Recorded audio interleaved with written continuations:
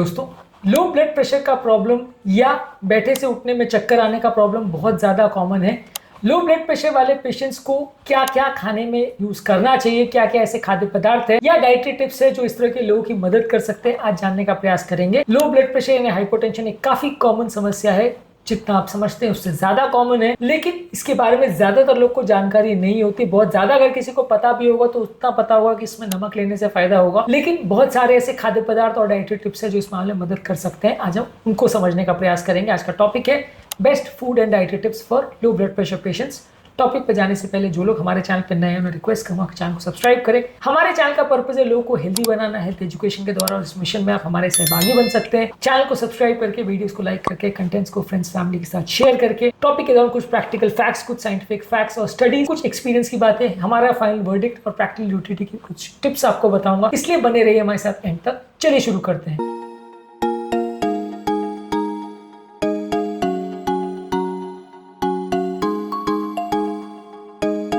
क्या आपको कभी बहुत ज्यादा वीकनेस और चक्कर का प्रॉब्लम होता है? क्या आपके परिवार में किसी को लो ब्लड प्रेशर का प्रॉब्लम है? कमेंट सेक्शन में लिखकर हमें बताएं। ऑब्वियसली इसमें सबसे ज्यादा और इंपॉर्टेंट चीज सब जानते हैं कि नमक का बहुत इंपॉर्टेंट रोल है। जो भी चीज आप खाते हो उसमें नमक ज्यादा डालिए, और इसमें सिंपल नॉर्मल नमक होना चाहिए। कोई सेंधा नमक या लो सोडियम सॉल्ट या कोई स्पेसिफिक रॉक सॉल्ट को अगर लेने का जरूरत नहीं है। सिंपल घर में आने वाला रेगुलर आयोडाइज्ड नमक, आयोडीन का खेल कोई रोल नहीं है, लेकिन सिंपल रेगुलर नमक आपको लेना है और हर चीज में डालना है। डायरेक्ट नमक को खाओ पियो ऐसा कोई जरूरी नहीं। दाल में, सब्जी में, रोटी में, जो भी चीज आप खाते हो जिसमें नमक डल सकता है, मैं ऑब्वियसली ये नहीं कह रहा हूँ कि मिठाई में नमक डालना चालू कर दीजिए, पर जो भी चीज आप खाते हो उसमें आप एक्स्ट्रा थोड़ा नमक डालेंगे तो ये आपके ब्लड प्रेशर को बढ़ाने में मदद करेगा। सोडियम बॉडी में पानी को रिटेन करता है, जिससे आपके ब्लड का वॉल्यूम बढ़ जाता है और इससे आपका ब्लड प्रेशर लो अगर हो तो उसमें मदद मिलती है। इसके अलावा आपको पानी ज्यादा मात्रा में पीना चाहिए। डिहाइड्रेशन एक बहुत इंपॉर्टेंट कारण है, इसकी वजह से लो ब्लड प्रेशर हो सकता है, तो ज्यादा मात्रा में पानी पीना चाहिए। प्यास नहीं भी लग रही है तो भी 2-3 लीटर पानी पीजिए, इससे आपके ब्लड प्रेशर को मेंटेन करने में मदद मिलेगी। American journal of clinical nutrition में एक आर्टिकल पब्लिश हुआ था जिसने बताया था कि सोडियम इंटेक करने से अगर किसी व्यक्ति को लो ब्लड प्रेशर का प्रॉब्लम है तो उसमें फायदा मिल सकता है, पर ये डॉक्टर सुपरविजन में करना चाहिए। बहुत ज्यादा नमक बिना डॉक्टर को पूछे नहीं लेना चाहिए, कई बार फायदे के बदले कुछ दूसरे नुकसान कर सकता है। इसके अलावा पोटेशियम और मैग्नीशियम का बैलेंस करना भी जरूरी है। पोटेशियम और मैग्नीशियम की कमी से भी बॉडी का ओवरऑल इलेक्ट्रोलाइट बैलेंस गड़बड़ हो जाता है, जिसकी वजह से आपका ओवरऑल बीपी का प्रॉब्लम बढ़ सकता है। पोटेशियम और मैग्नीशियम बॉडी के ब्रेक और एक्सेलरेटर जैसे हैं। पोटेशियम आपकी ओवरऑल गाड़ी को जैसे ब्रेक रोकता है, वैसे पोटेशियम आपके ब्लड प्रेशर को कम करता है। मैग्नीशियम सारी चीजों की बैलेंसिंग और स्मूथ फंक्शनिंग में मदद करता है। मैग्नीशियम एक तरह से आपकी बॉडी में एक्सेलरेटर या पावर ऑयल जैसा काम करता है, जो बॉडी के स्मूथ फंक्शनिंग में और स्मूथ रनिंग में मदद करता है। तो मैग्नीशियम और पोटेशियम का बैलेंस मेंटेन करना भी जरूरी है। जर्नल ऑफ क्लिनिकल हाइपरटेंशन में एक आर्टिकल पब्लिश हुआ था जिसमें बताया था कि पोटेशियम और मैग्नीशियम अगर आप डाइट में ज्यादा लेते हो तो हाइपोटेंशन वाले पेशेंट्स का ब्लड सर्कुलेशन बेटर मेंटेन होता है। रिसेंटली हमारे पास एक हाइपोटेंसिव फीमेल आई थी 35 ईयर ओल्ड, जिनको लो ब्लड प्रेशर का प्रॉब्लम था। हमने उनको सिंपल नमक, पानी, पोटेशियम, मैग्नीशियम और सोडियम ये सारी चीजों को ज्यादा लेने को बोला, जिससे उनके बीपी में सिग्निफिकेंट इंप्रूवमेंट आया और कमजोरी सुस्ती का जो प्रॉब्लम हो रहा था वो अपने आप ठीक हो गया। इसके अलावा ओवरऑल पानी अगर आप लेना चाहते हो तो पानी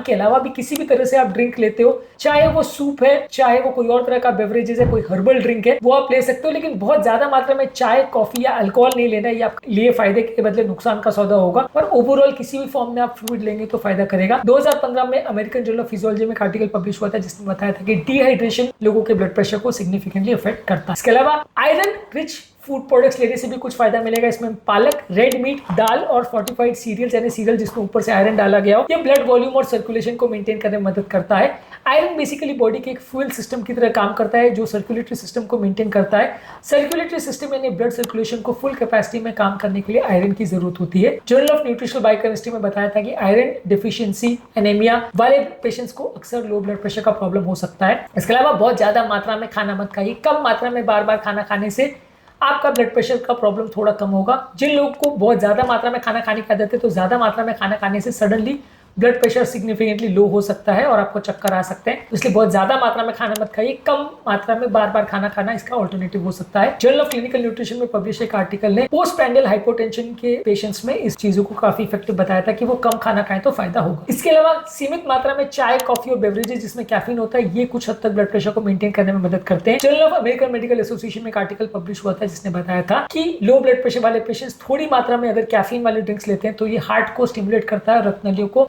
नैरो करता है या सिकुड़ा देता है, जिससे कि ब्लड प्रेशर आपका इंप्रूव होता है। ज्यादा मात्रा में अल्कोहल नहीं लेना है। ज्यादा मात्रा में अल्कोहल या ज्यादा मात्रा में चाय कॉफी लेने से वो नलियों को डिहाइड्रेट करता है, यानी बॉडी में पानी की कमी करता है। इससे लो ब्लड प्रेशर का प्रॉब्लम होता है। ये भी साइंटिफिक स्टडीज में प्रूव हो चुका है। इसके अलावा हेल्दी फैट्स अगर आप लेते हैं, जैसे एवोकाडो, नट, सीड्स और ऑलिव ऑयल, ये भी ब्लड प्रेशर को रेगुलेट करते हैं और हेल्दी हार्ट को प्रमोट करते हैं। हाइपरटेंशन जर्नल में एक आर्टिकल पब्लिश हुआ था जिसने बताया था कि ओमेगा 3 फैटी एसिड्स अगर फिश ऑयल में होता है, उसको आप लेते हैं तो ये ब्लड प्रेशर को सिग्निफिकेंटली इंप्रूव करता है। इसके अलावा B12 की अगर बॉडी में कमी हो तो इससे भी लो ब्लड प्रेशर का प्रॉब्लम हो सकता है। B12 वाले प्रोडक्ट जैसे अंडे, डेयरी प्रोडक्ट्स और फोर्टिफाइड सीरियल्स आप लेते हैं तो इससे लो ब्लड प्रेशर और उससे रिलेटेड कमजोरी का प्रॉब्लम कम हो जाएगा। तो ओवरऑल इस मामले में हमारा फाइनल वर्डिक्ट ये है कि पानी ज्यादा पीजिए, न्यूट्रिएंट रिच फूड प्रोडक्ट जिसमें पोटेशियम, मैग्नीशियम और आयरन हो ज्यादा वो लीजिए, नमक ज्यादा मात्रा में लीजिए, कम मात्रा में खाना खाइए, बार बार खाना खाइए, रेगुलर एक्सरसाइज करिए और रेगुलर ब्लड प्रेशर को चेक करते रहिए। ये सारी चीजें करके आप अपने लो ब्लड प्रेशर की प्रॉब्लम को कम कर सकते हैं।